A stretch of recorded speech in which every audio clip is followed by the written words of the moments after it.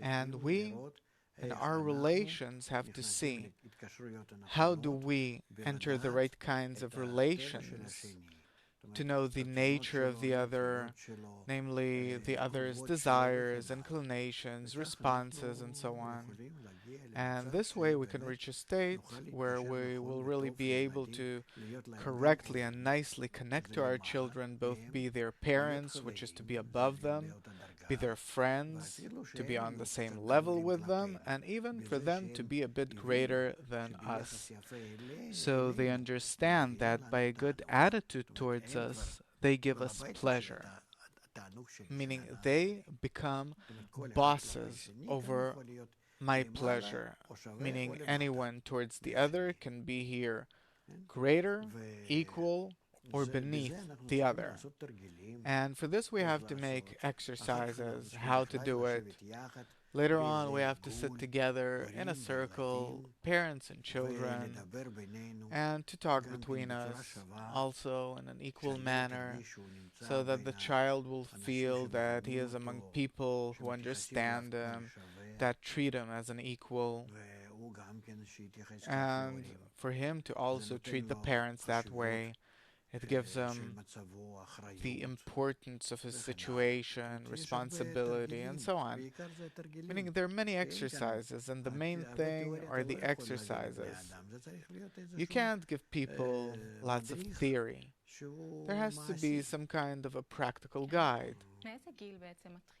From what age do you actually start putting limits and demanding from the child and treating them this way? First of all, you have to demand of the future parents, then from the child. Then you don't have to demand anything of the child. They'll already know how to treat him. They'll know how to treat the child without demanding of him, so that their attitude towards him and their relations between them will be such that they won't have to demand anything. A child will behave that way instinctively. He'll behave correctly instinctively if he'll learn the spirit from the parents. Which spirit? The spirit of mutuality, equality, respect.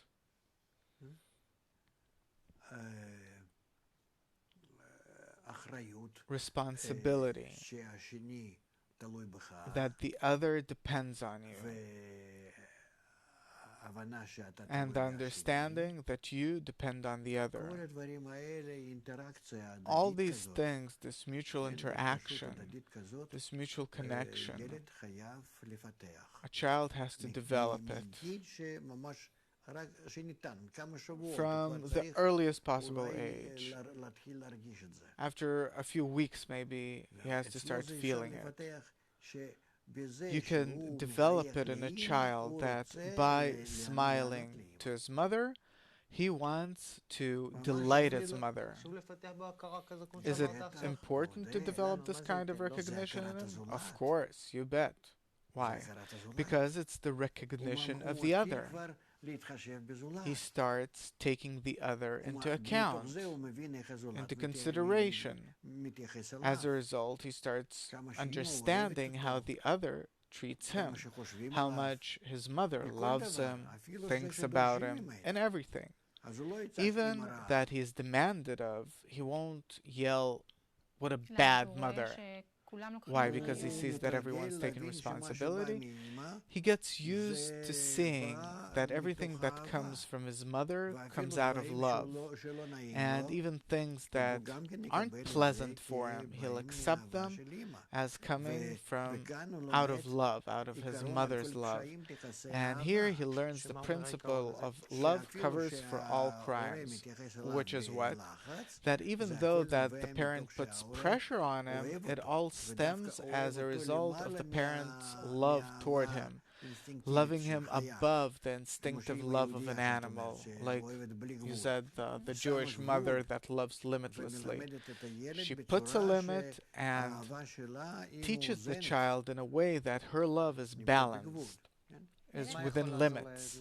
So what could help the child feel this way? That when the parent limits him, it comes out of love.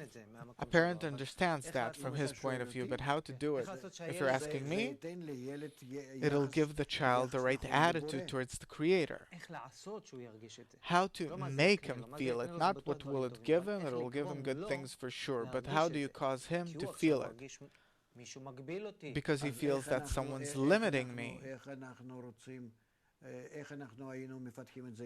How would we develop it with the Creator? I don't know. So I'll tell you, because it stems from the same root. If the Creator would have shown us profitability, would have brought us our correction, our final correction, a goal, that by this attitude of his, we reach the peak of development. That as if he's punishing us, as if giving us different torments, but it's not torments, it's not sufferings. By this we grow, we become like him, eternal and perfect. So a mother has to show to her child how much he attains as a result of her attitude towards him, which has limits, demands, that by that he will grow in a good and correct way, he'll succeed greatly. Would I have to explain it to him when I don't give him something that he wants? Of course, explain. A mother has to know how to do this. Like the wisdom of Kabbalah tells us, exactly the same way we have to develop ourselves towards the Creator, we have to develop ourselves towards our children. But towards our children, we're like the Creator towards us. And then by that, we learn how the Creator treats us, how we have to treat our children, in order to evoke the right kind of response in our children, like the Creator is expecting of us. Suppose I explain it to him, and suppose he understands what I'm saying. How will he perceive it emotionally? He'll perceive it emotionally from the examples. Like the connection you want to have with the Creator, make the same connection with him. What examples I don't understand? How will he understand me not intellectually, but how will he feel it? Aside from the feelings, you also have to develop his intellect. You have to balance the feelings with the intellect. Only feelings is the left line. The intellect is the right line, and you have to balance the two. And to always talk to the child on the middle line. Meaning not to give him everything that he wants. No, and if you give, he has to know why and how and so on. And not to be afraid that as a result he'll enjoy himself less. By this, we teach him how to enjoy correctly. He also enjoys as a result of limiting himself, having to do different things, because he'll know that by that he develops. Wise is he who foresees the future.